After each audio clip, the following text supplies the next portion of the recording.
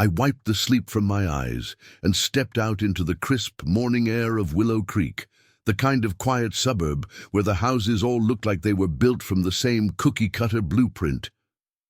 My old Chevy sat in the driveway, dew clinging to its faded blue hood like a thin veil. It was just another Tuesday, or so I thought, until I noticed the slip of paper tucked under the wiper blade on the windshield. I froze for a second, my coffee mug still warm in my hand. It wasn't litter, too deliberate for that. I set the mug down on the porch step and walked over, my slippers crunching softly on the gravel. The note was plain white, folded once, no envelope, no writing on the outside. As I unfolded it, the words stared back at me in neat printed letters. I see you. Just that. 4 words. No signature, no explanation. My stomach did a little flip, but I shook it off. Probably some kid's idea of a prank from down the street. Willow Creek wasn't the sort of place where real trouble happened. We had block parties in summer, kids biking to the corner store, and neighbors who waved from their lawns. I crumpled the paper and tossed it toward the trash bin by the garage, missing by a foot. It fluttered to the ground, but I didn't bother picking it up. I had to get to work. Driving down Elm Street toward the highway, I glanced in the rearview mirror more than usual. The note nagged at me, a tiny itch in the back of my mind. Who would leave something like that? And why my car? I lived alone in that 2-story colonial my parents left me, the one with the creaky porch swing and the overgrown backyard. No exes lurking around, no enemies from my job at the local library. Just me, Sarah Klein, 34, stacking books and recommending mysteries to retirees. By the time I pulled into the library parking lot, the unease had faded into the rhythm of the day. I filed returns, helped Mrs. Hargrove find her latest cozy mystery, and even laughed at a joke from Tim, the circulation desk guy. But as the afternoon wore on, I found myself drifting back to those words. I see you. It felt too personal, like a whisper meant only for me. That evening, I stopped at the diner on Route 12 for takeout, greasy burgers and fries, the kind that made the world feel a little less complicated. The place was half empty, fluorescent lights buzzing over checkered floors, the jukebox humming an old Springsteen tune. Jenny, the waitress who'd been there since high school, slid my bag across the counter. Rough day, Sarah? You look like you saw a ghost. I forced a smile. Just tired, long week ahead. She nodded, but her eyes lingered a second too long, like she could sense something off. On the drive home, the sun dipped low, casting long shadows across the cornfields that flanked the road. Willow Creek sat on the edge of those fields, a pocket of normalcy in the vast Midwest flatness. I turned onto my street, the headlights sweeping over familiar mailboxes and porch lights flickering on. Parking in the driveway, I grabbed my food and headed inside, locking the door behind me with a click that echoed in the empty hall. The house smelled like lemon cleaner from my half-hearted cleaning spree over the weekend.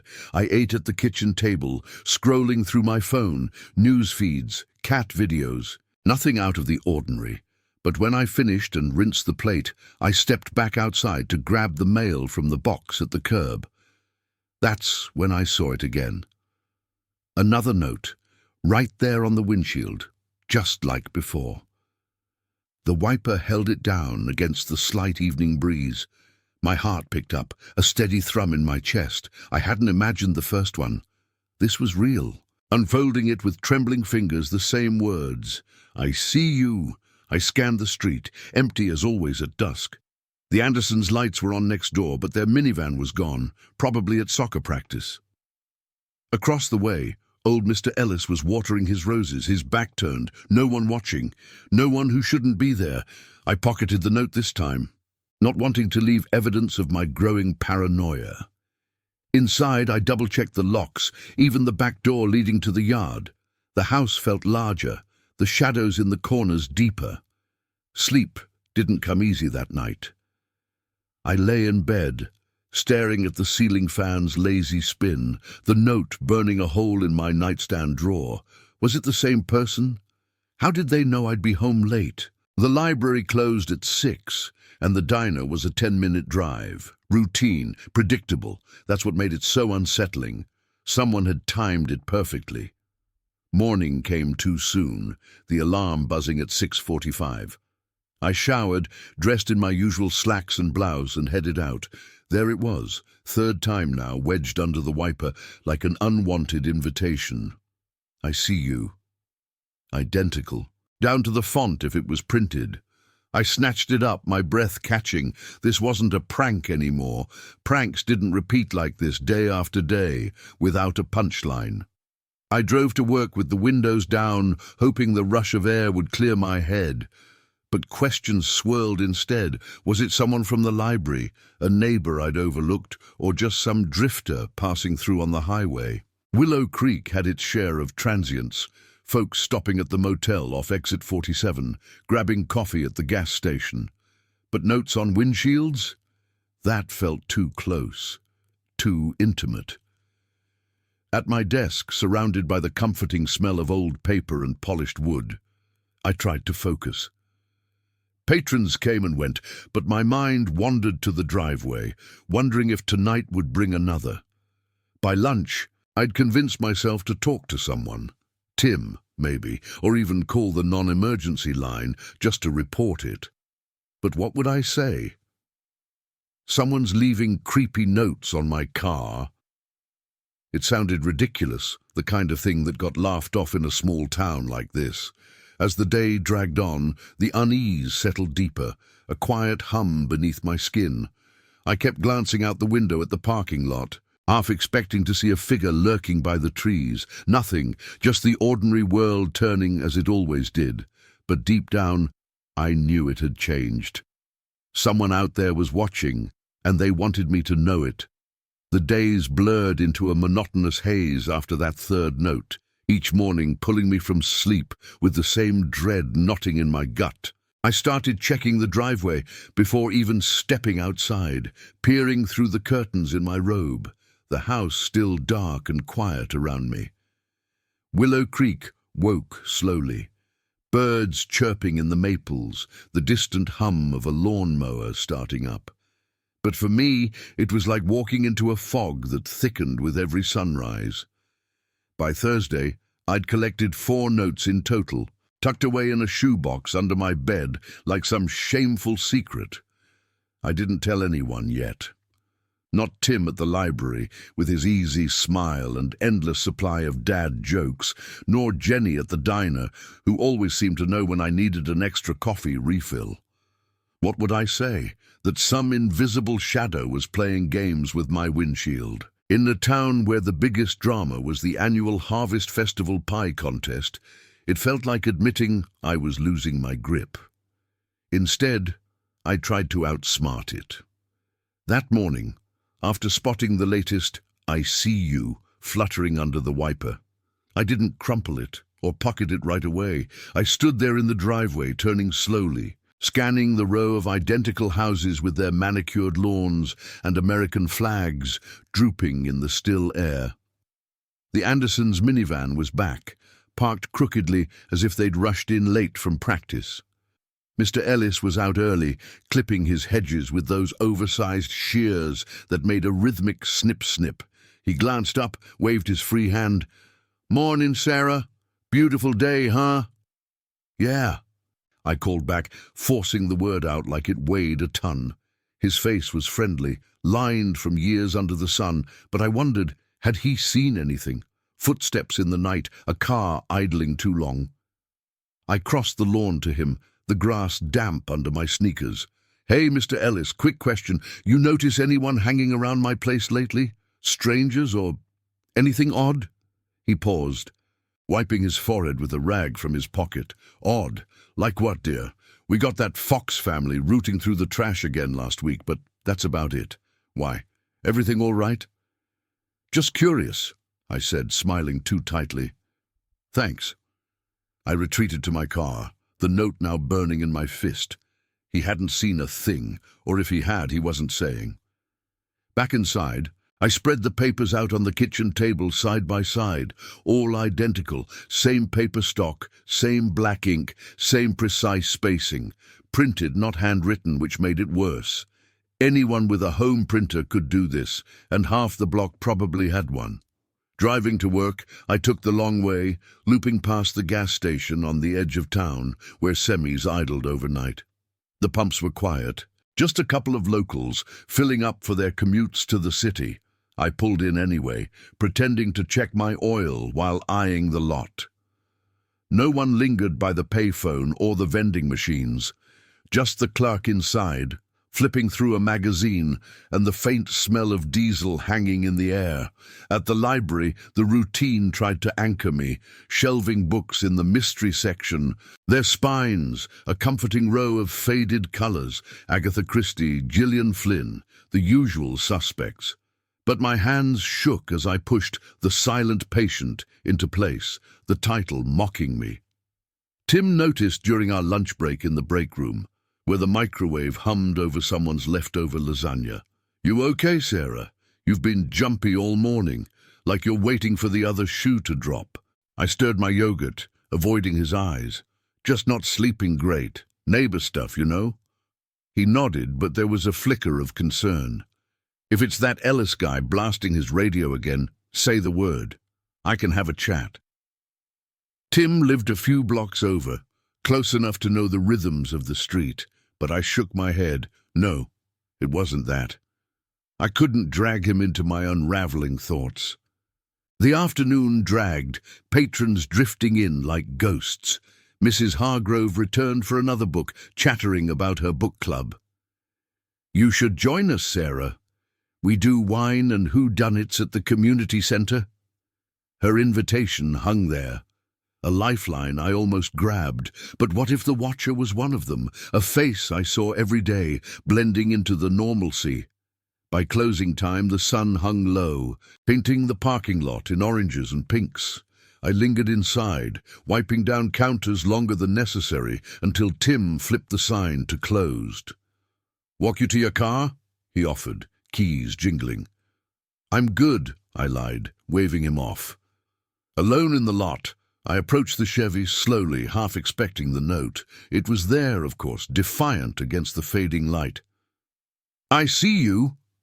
I snatched it, scanning the tree line beyond the fence, nothing but swaying branches and the distant whoosh of highway traffic. That night, I skipped the diner, opting for a frozen dinner heated in the microwave, the beep echoing too loudly in the empty kitchen. The house felt oppressive, its walls pressing in with every creak of settling wood. I checked the windows, drew the blinds tight, even though it made the rooms feel smaller, more confined. Upstairs, in the bedroom with its quilt from my grandmother, I sat on the edge of the bed, the shoebox open beside me. 5 notes now. A pattern, relentless. Sleep came in fits, dreams where eyes peered from the shadows of the cornfields, silent and unblinking. I woke before dawn, heart racing, convinced I'd heard footsteps on the porch. Slipping downstairs, I flicked on the porch light, empty, just the swing swaying gently in the breeze. But as I brewed coffee, staring out at the driveway, a new thought wormed in. What if it wasn't outside? What if the notes were a distraction, pulling my gaze away from something closer?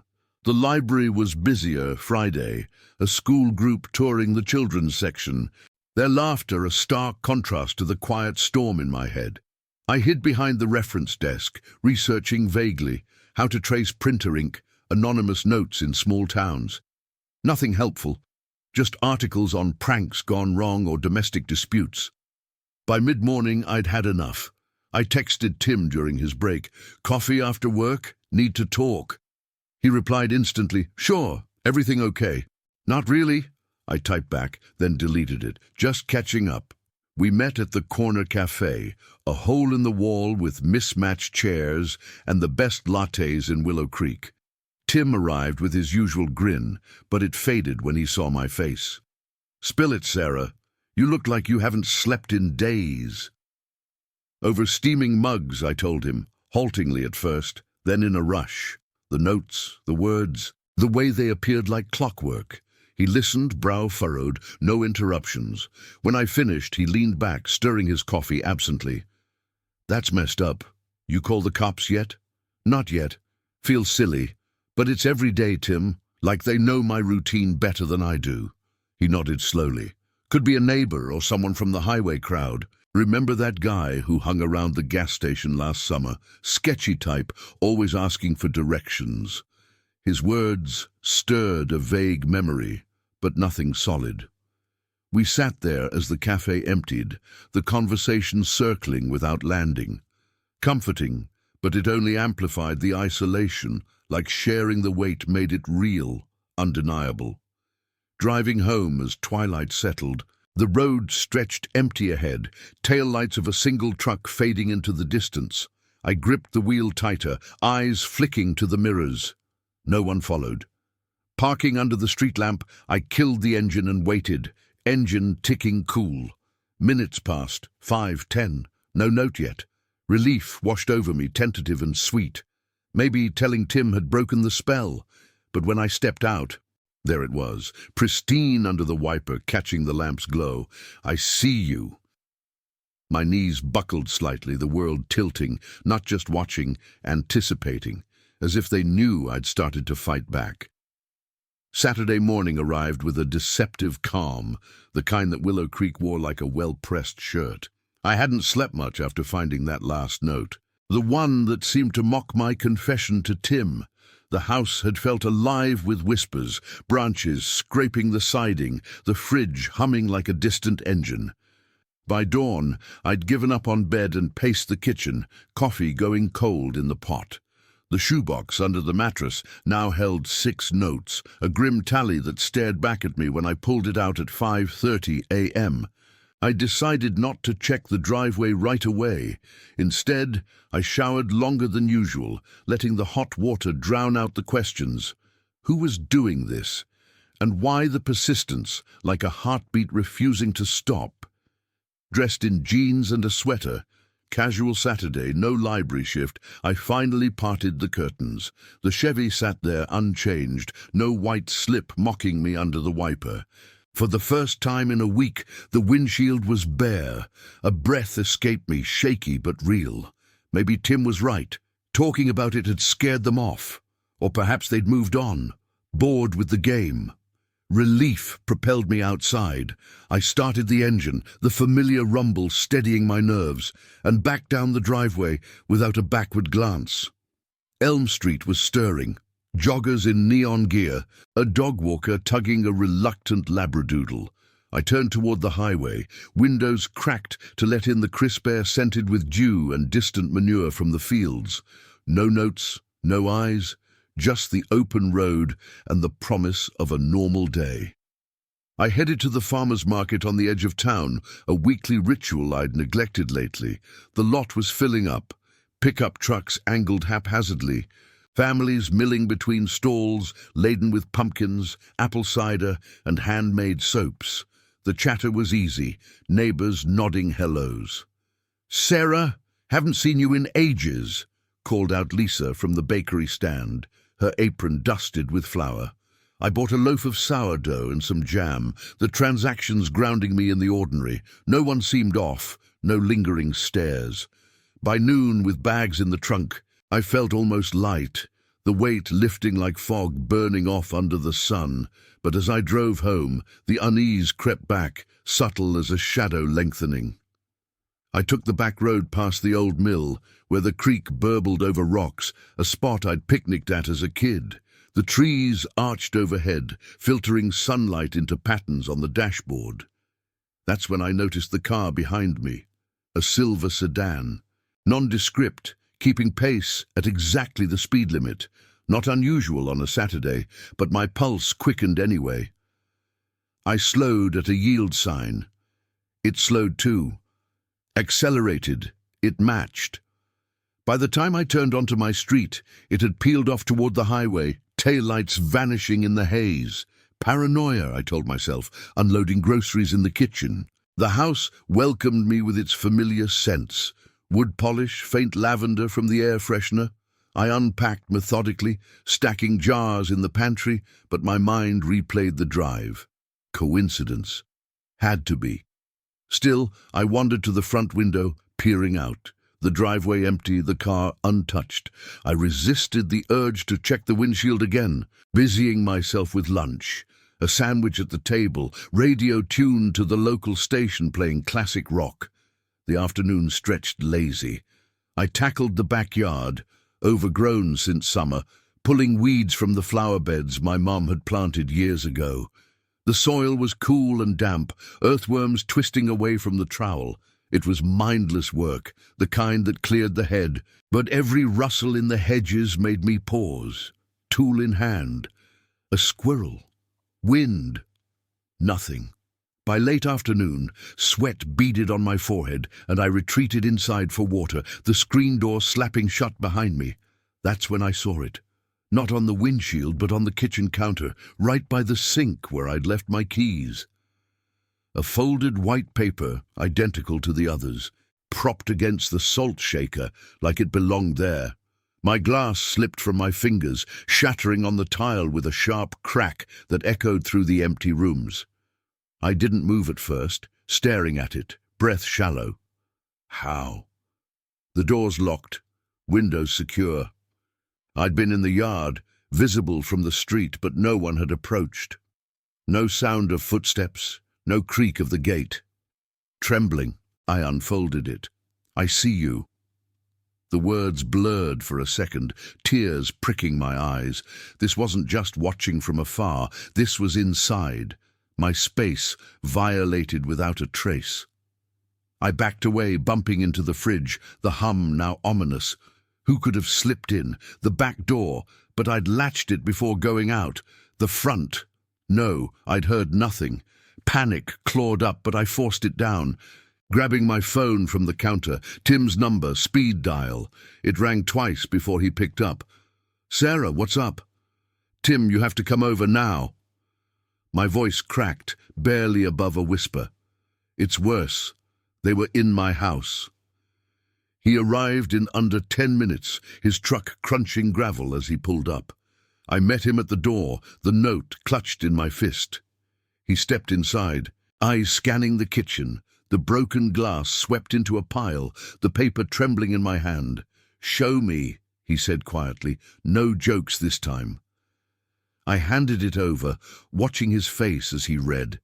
His jaw tightened, a muscle twitching. "Jesus, Sarah! This is breaking and entering. We need to call the sheriff." I nodded, but doubt swirled. What if it was him, Tim, with his easy access, knowing my habits from library talks? No, ridiculous. He'd been nothing but kind. Still, as he paced the kitchen, suggesting we check the doors, I hung back, studying him. The way he moved, familiar yet suddenly foreign. We inspected together. Front door deadbolt secure, back door latched, no signs of jimmying. Windows locked, screens intact. "Could be a window left cracked somewhere," he said. But we found nothing. Upstairs, the bedroom door ajar. Had I left it that way? The shoebox still under the bed, notes undisturbed. Downstairs again, he called the non-emergency line while I sat at the table, the broken glass glinting like tiny accusations. The deputy arrived as dusk fell, a middle-aged guy named Harlan, with a notepad and a skeptical tilt to his brow. He took the note, examined the doors, asked questions. Routine, enemies, recent visitors. I answered honestly, none, no, just the library crowd and neighbors. He nodded, promising to patrol the street, suggested installing a camera. "Folks get bored out here," he said, almost apologetic. "Pranks escalate sometimes." After he left, Tim stayed, brewing fresh coffee. "You're not alone in this," he said, handing me a mug. "Crash at my place if you want, or I can bunk on your couch." I shook my head, grateful but needing the space. "I'll be okay. Thanks for coming." He left reluctantly, headlights sweeping the driveway as he drove off. Alone again, the house amplified every sound, the tick of the clock, a car passing on the street. I double-checked locks, even wedged a chair under the back door. In bed, lights on, I stared at the ceiling, the note's words looping in my mind. Inside. They knew the layout, my paths.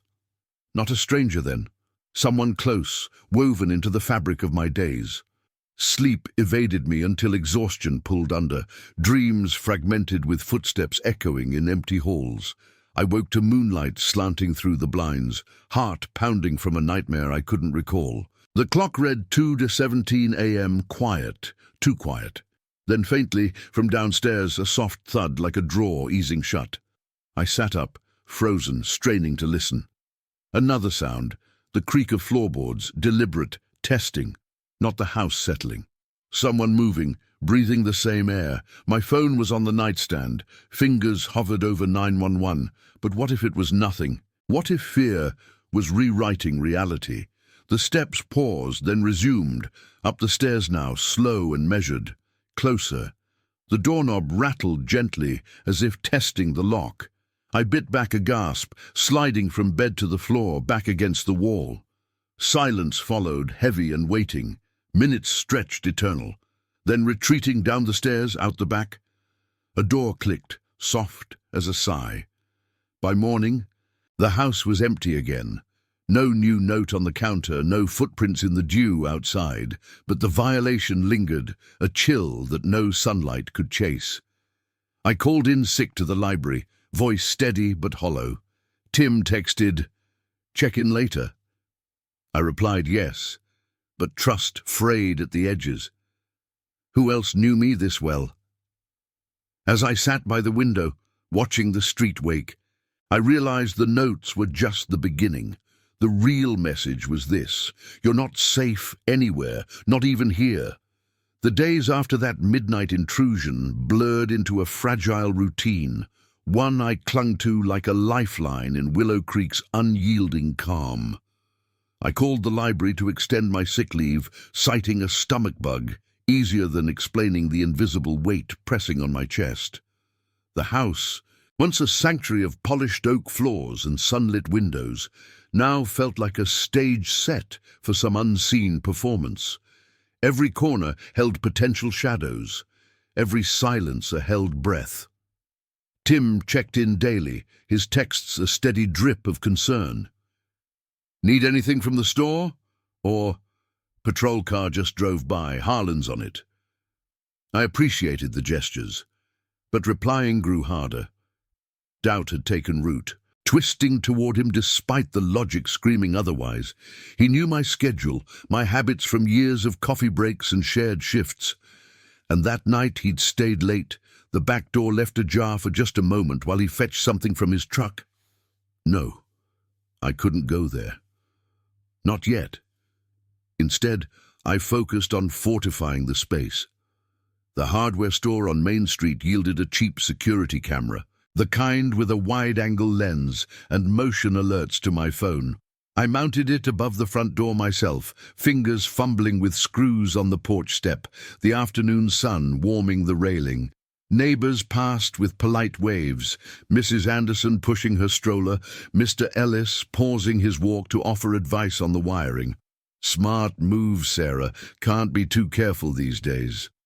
His words landed hollow, his eyes crinkling in that grandfatherly way.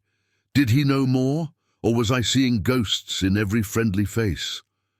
Inside, I dusted the camera feed on my laptop, the grainy black-and-white view showing an empty driveway, the Chevy parked innocently under the carport.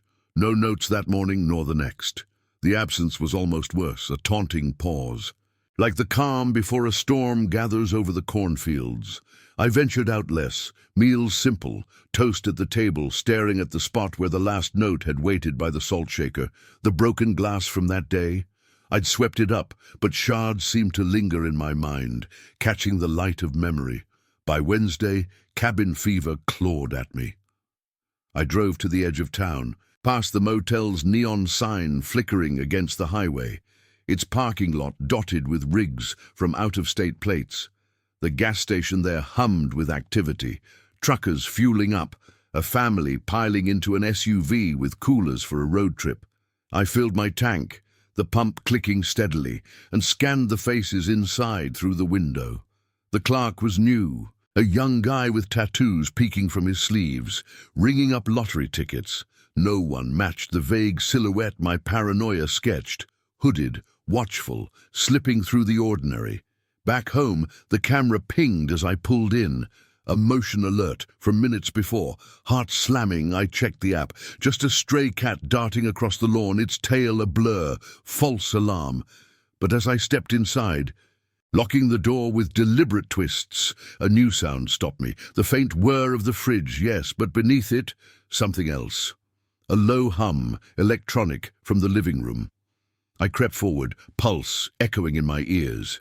The old landline phone, relic from my parents' era, rarely used, sat on the side table, its light blinking. Missed call, unknown number, no voicemail. I stared at it. The plastic casing suddenly alien in the afternoon light, filtering through lace curtains. Who still called landlines? In Willow Creek, maybe the elderly or wrong numbers from the exchange. But this felt deliberate, timed to my return. I unplugged it, the cord snaking across the carpet like a severed vein. No more intrusions that way. Dinner was canned soup heated on the stove, the steam rising in lazy curls as I ate by the window, blinds cracked just enough to watch the street. Dusk painted the houses in soft greys, porch lights winking on one by one. The Andersons' TV flickered blue through their panes. Mr. Ellis's silhouette moved behind his kitchen curtain, probably brewing tea. Normal. So achingly normal. That night, sleep came in shallow waves. The camera feed propped on my nightstand like a vigilant companion. At 1:14 a.m., it buzzed, motion detected.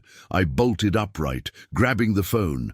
The live view showed the driveway, empty, then a flicker. A figure? No, just the wind rustling leaves across the gravel, shadows dancing under the street lamp. I exhaled, sinking back, but the adrenaline lingered, wiring me awake until dawn. Morning light crept in, pale and forgiving. No note on the windshield. I checked twice, circling the car like a ritual. Relief edged in, tentative. Maybe it was over. The watcher bored. The prank fizzled. I dressed for a walk, sneakers on the path toward the creek trail, the air crisp with fallen leaves crunching underfoot. Willow Creek's edges softened there, woods hugging the water, a spot for clearing heads. Birds called overhead, the rush of the stream a soothing counterpoint to the week's tension. Halfway along the path, my phone vibrated. Not the camera, but a text from Tim. Heading over with breakfast. Bagels from Lisa's. You up for company? I hesitated, thumbs hovering. Company meant normalcy, but also eyes on me, potential judgment. Sure, I replied, turning back toward home. He arrived as I reached the driveway, truck pulling up with a gravel crunch. Bagels in hand, he grinned through the window. Figured you could use some fresh air vibes. We sat on the porch swing, the chains creaking gently, steam rising from paper cups. He didn't push, just talked shop, new book arrivals at the library, a funny patron story. It almost worked, the words weaving a temporary shield. But as he finished his bagel, crumpling the wrapper, I caught it. A slip of white paper peeking from his jacket pocket, folded neatly. My fork froze mid-air, cream cheese forgotten. Tim? What's that? He followed my gaze, fishing it out with a puzzled frown. Oh, this? Library memo from yesterday, reminders about inventory. He unfolded it, holding it out, typed words on plain stock. See? Nothing exciting. I took it, breath-catching, not a memo, no headers, no dates, just 4 words, stark and familiar. I see you. The world narrowed, the swings sway, halting as I gripped the paper. Tim's face shifted, confusion, then something else, a flicker too quick to name. Sarah? That's not... But it was. Identical. How many printers in town? How many hands could mimic this? He reached for it, voice steady. Must be a mix-up. I grabbed the wrong one from the desk. I stood, backing toward the door, the note crumpling in my fist. You knew, all along? No, wait. He rose, hands out, placating, but the pieces tumbled, his concern, the visits, the way he'd always been there, just close enough. Not a stranger, not a drifter, someone woven in, watching from the edges of my days. I slipped inside, door locking with a final click, the chain rattling home. Through the peephole, his figure lingered on the porch, calling my name softly, then retreating to his truck. The engine faded down the street, leaving silence. Hours passed. I sat in the dim living room, notes spread before me like a confession. The camera watched the empty driveway, unblinking. No more sounds, no intrusions, but the doubt. It echoed, endless. Was it him, or had he just uncovered the truth?